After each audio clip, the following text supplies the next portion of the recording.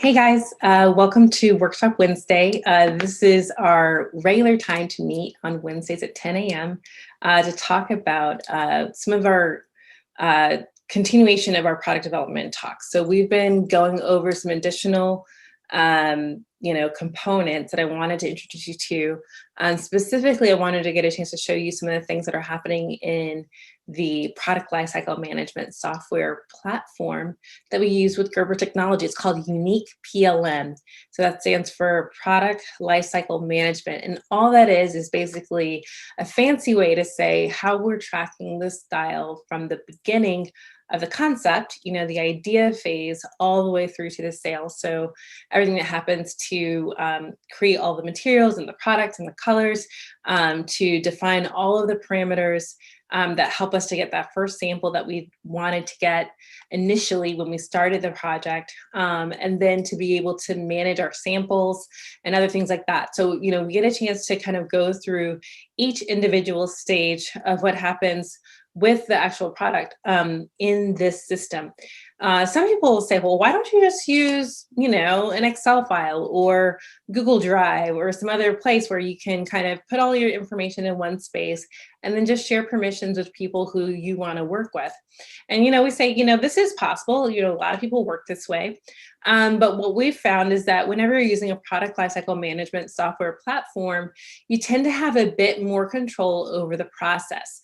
And that's something that we've found has really helped brands and businesses actually refine their supply chain, to be able to bring their product to market more efficiently, to be able to manage their contractors and their vendors' views of what happens inside of the platform. And then really what ultimately ends up is a more precise product with all of the documentation of what happened to be able to bring that product to market. So imagine all of your Google Drive, links and pieces and files and things all living together, working seamlessly together in one unified location. So when you pull up one style, you pull up everything that comes with it, as opposed to having to find all these different pieces to be able to make sense of it all. So whenever you look at all the different things that we have to do in order to get through the product development process, you start to see a bit more value in actually implementing something like this sooner in the process. So what I want to do is to kind of go back to where we left off with product development. I'm going to share my screen here. And what we're going to do is take a quick look at where we ended up regarding product development. So I believe you'll be able to see what I'm sharing here. This is our product development cycle that we've talked about in the past. This is something that we had talked through the concept and the design, the sketch review meeting, the tech pass to kind of get to that first prototype sample, and then the proto review meeting, which was that cross-functional meeting between your buying team or your merchants, your product development, production team, as well as your design team. And so all together, if you're wearing multiple hats, which happens in a lot of emerging brands, you're wearing multiple hats to be able to bring this product to market. A lot of the conversation around what's happening with that style is happening in this moment. So what we want to do is to be very clear about how all of these things are coming together. So I believe we also talked briefly about what happens with the first proto evaluation. So what happens to that sample? Do we reject the sample and drop the style? Do we reject the sample and try to get a remake of the style? Or do we approve the sample and move forward to production? And so these are all key things that are happening and decisions that are being made throughout the product development process. And so as we talk through this, there are things that were happening all along to be able to help us even get to this point. And so last week we talked a bit about the sourcing and really getting materials prepared and ready for you to be able to go through this process. A lot of times what we try to do is we make sure that the materials that we purchase in the sampling phase are actually materials that you can go forward with should you decide to continue and reproduce a style for more than one, more than 10, more than 15 or 100 or thousands of units. And so what we try to do is to make sure that the material sourcing that happens during this point are things that are reorderable, things that, or there's enough what we call dead stock, it's the end of the roll, so to speak. There's enough dead stock in order for us to be able to, to finish our order or potential orders that may come from that. So one of the things that I felt like was really important for us to talk a little bit about more during this time is kind of, we'll talk more about costing because I think that's a bit more of an in-depth thing, but I did want to kind of show you in product lifecycle management in the software platform what this looks like, especially as we're talking about kind of working with an approved sample and what some of the next steps would be if we're working with an approved sample. So let's say that, we love what we saw during the proto review meeting, and we have an approved sample from design, or we're saying that we want to reject the sample and get a sample remake. We're going to then come back into the PLM system or to your spreadsheet or however you're working to get a chance to capture all the details about this particular style that you love, to make sure that what is communicated during that proto review meeting or the sample that you see, that gets replicated in every single style, every single time you see it, that each size feels the same, that each, that the product looks the same from a material standpoint, that everything comes across as it was originally presented. This is really, really key. I think this is kind of what I was alluding to before, where I was kind of reminding you of like what this trifecta of cross-functional collaboration looks like. And this is really kind of the various ways that it's being evaluated. So whenever we go into product lifecycle management software, what I want to do is just to show you what this looks like. I'm going to go to our home screen so you can see a bit more from the beginning. Let me see if I can start us from the beginning, and then I'm going to share with you my screen again. So this guy right here. So what we want to do is we want to take a look at the Gerber YuniquePLM system. I believe you were able to see that kind of home screen. I really love the way that looks. It just feels so designy and perfect. But in Gerber YuniquePLM, when you open it, it's going to give you a screen that just allows you to kind of thumb down this list of options of things that you may need to review and see within your system. Okay, so colors, images, materials, style, the line list, which is also like your line sheet, your development calendar. How is your product coming to market? What's the timeline of what things need to happen in order for your product to make it through development? The sourcing, the costing, the first sample, all of those details that we've already started talking about, all of those things are going to get captured in your development calendar. Your resources that are needed, whether that's labor or otherwise, sourcing, similar, your quick sample, the flash edit, batch queue, control, and it goes on here. So what I actually want to do is I actually want to show you guys the style section here, and we'll go under style search. And the reason why I'm showing this to you particularly is because I want you to kind of imagine, we've gone through this process, you've gone to the first proto review meeting, we've shown our sample, we've had that cross-functional discussion that I showed you before, where you've got your merchants, your product development, and you've got your design team, and they're all having a conversation around whether this style is strong enough from a design perspective to sell, whether the profit margins are right to sell, all these various components that we find are really important to know whether or not we can actually sell this in market. Once we do that, we are going to have to actually take that sample and reevaluate it and make sure that what we put into the tech pack is exactly what we see in real life. Because I can't tell you how many times nothing is more disappointing to think that, oh, the sample came back perfect. My tech pack is what got it there. And then whenever you see production, that the styles actually look very, very different for some odd reason. There's a few reasons for that. One is, I'm going to choose one of these styles here. We'll just pick one off the list. One of the reasons why you will see a significant difference between the style that was approved and the style that's in your technical package is because the measurements that were executed on your sample may have been tweaked and fixed by the factory, but were not accurately captured in the measurements that you requested. They may have seen your sketch here and said the intention that the designer had was to achieve this particular look. However, the measurements that the designer requested will not do that. And so we will fix it for you. And that's a kindness.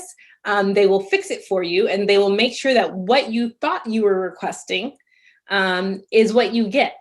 Because if that's the case, then you will continue to do the rest of the order with them. But if it doesn't come back the way that you actually want it to look, then you will be convinced, this is just things that we do, not always right or wrong, right? We will say, it's your fault. And everyone's doing this. And so it's important for you to take the time to look at the sample and objectively evaluate it. That means we're going to remeasure the sample. We're going to check to make sure that the measurements match what we requested. We are going to make any edits to those measurements. We are going to look at all of the stitching details that were requested. I'm going to open this up just so you can see a bigger sketch of this. You should be able to still see this here, but maybe maybe I had a different number of eyelets on the belt, and so actually counting every single eyelet on the belt and the spacing between those eyelets, so that whenever you have it done in the production sample, that it still looks the same, even as the sizes get larger. And having a plan for what happens in the grading rules, the sizing rules, about what happens as the size grows. So like, do you just add another grommet or another eyelet to the end, or do the individual units get spread further apart?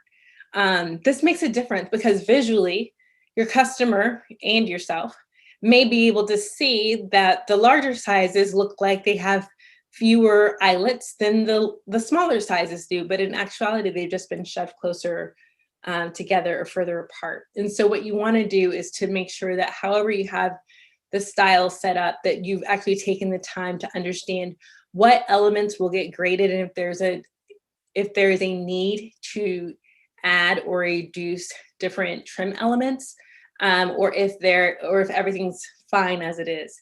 Typically, like if you're working in petites or Missy or plus, you will have a different pattern for every single category. So even though you have the styles, you'll have a different, I said that wrong. You'll have a different style for every single category that will then have sizes.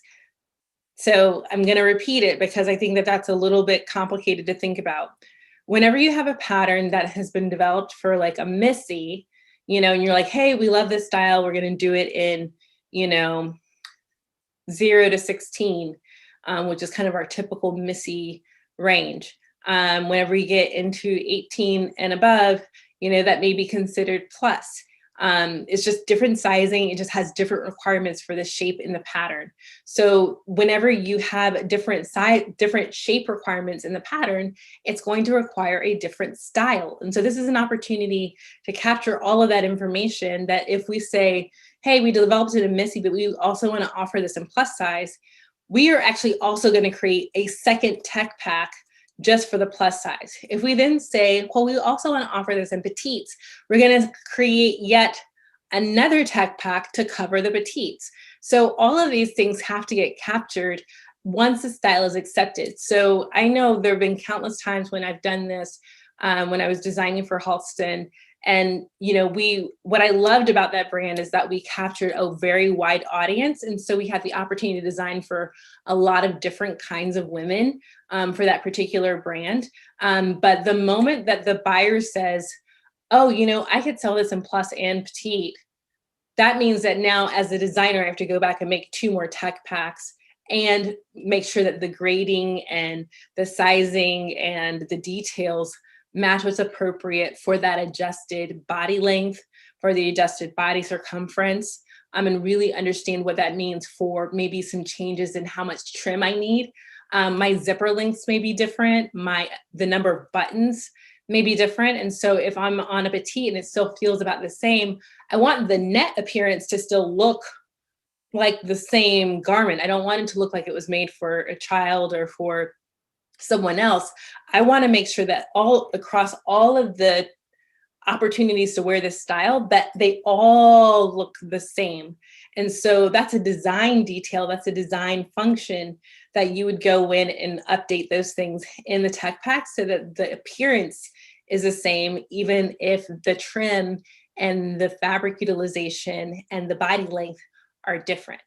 So all of those things are going to require another tech pack. So what I love about working this way is that I don't have to go back in and duplicate, maybe I had for something like this easily 15, maybe 20 pages of product and detail and planning, plus the pattern, plus some additional supporting materials that may be living in a Google document. I can actually just replicate it in product lifecycle management software and then make a couple of small updates and I'm ready to go. Big deal, huge deal. So, in terms of time and speed to market, instead of it taking me, all day and then some to be able to just get these 2 additional tech packs done for the plus and for the petite, I can actually replicate my tech pack in PLM and then make my updates to the style to match what's needed for that size group. So these are things that, as you're going through this process, these are the things that help streamline your product development process. These are things that help you to manage yourself more effectively. Whenever I have another thing that I may change or another thing that I may address, I kind of alluded to this before about, do I have enough buttons? Do I have enough zippers? Is my zipper long enough? Some of the things that I may actually go into outside of reviewing some of the details of the design is I may go into something called a bill of material. And whenever I go into a bill of material, this is really just listing out all of the components that are needed in order for me to bring your product to market. So this one is empty, so I'll have to see if I can find one that's, let's see. Yeah.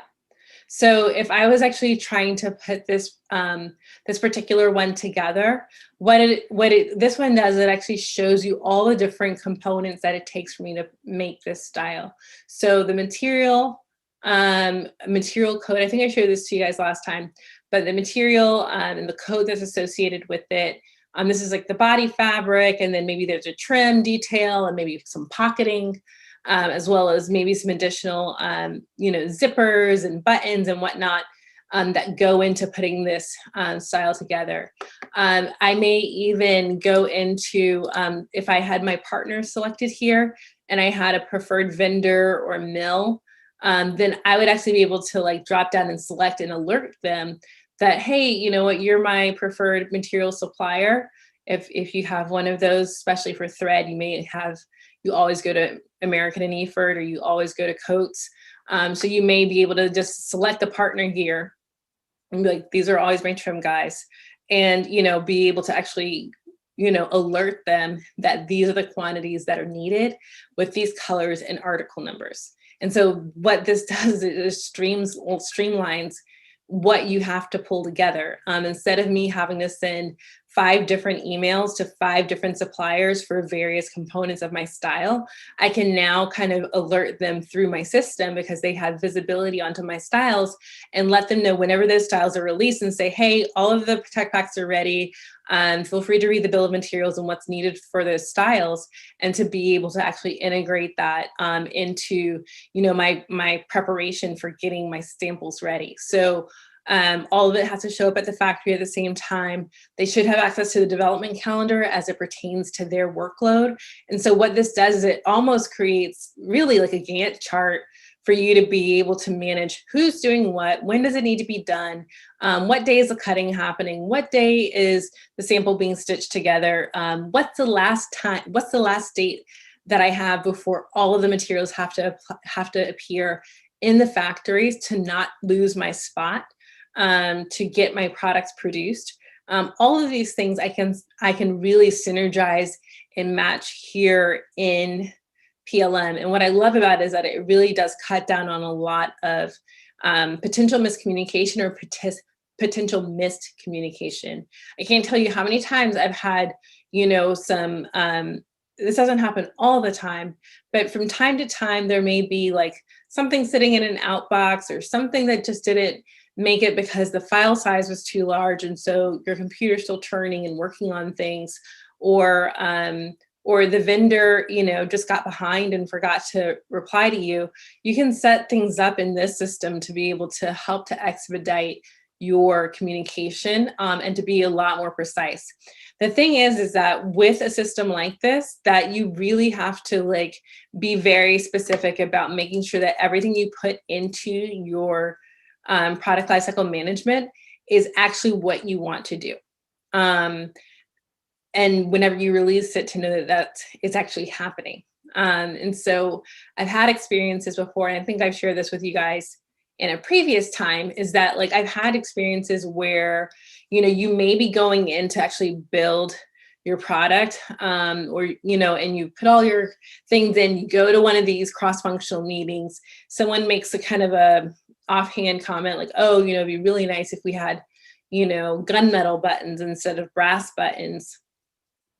And if you don't go in and change your brass button selection to gunmetal buttons, then you are going to get a bunch of brass buttons when you really need a gunmetal. And, for someone who doesn't work in this business, you may say, big whoop, gunmetal versus brass. But I'm here to tell you that this is the difference between product sold and product not sold, based on how the customer perceives it online, in store, on their favorite influencer, whether the influencer will wear it. All of these things, make a difference. And so I can't tell you how many times I've heard designers, myself included, waking up in the middle of the night, did I choose the right button color? Because once we have submitted it to the vendor, they're out gathering all those buttons that you said that you needed. So if you needed, 4,000 buttons, that's a huge order. So even if, you can do the math quickly, how fast that adds up in terms of money spent. And so this will require you to be precise, but precision also means that you get the right product to your customer at the right time.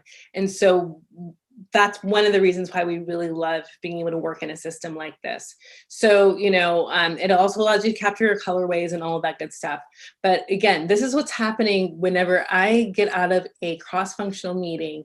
The very first thing I'm doing is taking that sample, laying it across a table like the one behind me, or putting it on a dress form, and evaluating that sample to a T. I need to know exactly what's happening with that sample, and I need to know why that sample looks the way that it does, and then I need to compare it with what I requested. I need to compare it to all of the trim details. Did they substitute anything out just to get the sample to me on time? Did they use the fabric that I requested? Is what they use better than what I asked for or not?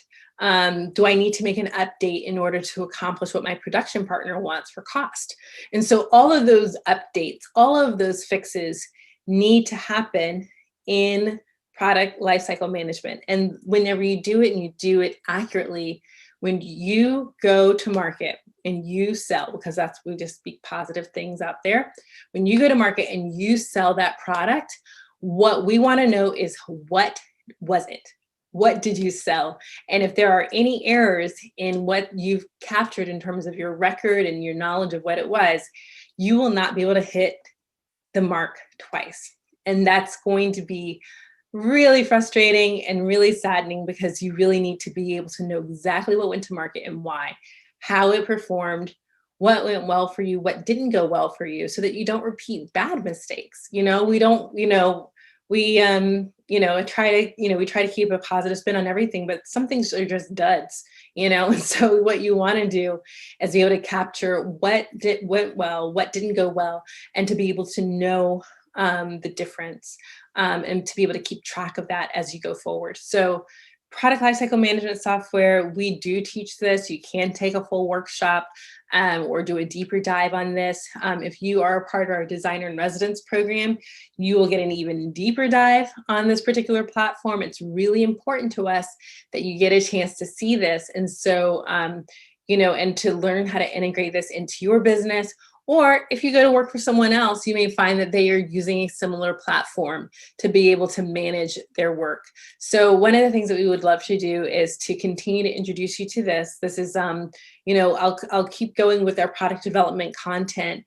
But as we go through each stage, I'll be showing you inside of product lifecycle management where you get a chance to see that and how you would use that for your business. So, or use at a business that you may work for. I've worked on product lifecycle management software for a number of years with a variety of different businesses, different sizes, some very large brands and some smaller ones. And this is something that has been a mainstay, and it has just transformed the way that we've done communication with all of our vendor partners around the world. So this is, you'll see some opportunity with this immediately, and you may find some ways that you really want to apply it. But you know, we'd love to hear your questions. We'd love for you to drop a few notes down in the comments box, and you know, let us know, like, hey, you know, can you spend a little bit more time on that? And we'd love to. We'd love to spend more time doing that. So give us a call. No, don't give us a call. We are actually not on our phones on campus. We're on our cell phones, just like everyone else is working from home. What we'd love for you to do, though, is to register to, if that's a Freudian slip, we would love for you to register for our email list, fashion.incubator@austincc.edu. And if there are other content pieces that you are like, hey, I need to know more about that, send us a note. We'd love to support. So again, guys, my name is Nina Means. I'm the director for Austin Community College Fashion Incubator. This has been Workshop Wednesday. All right, guys, have a good one.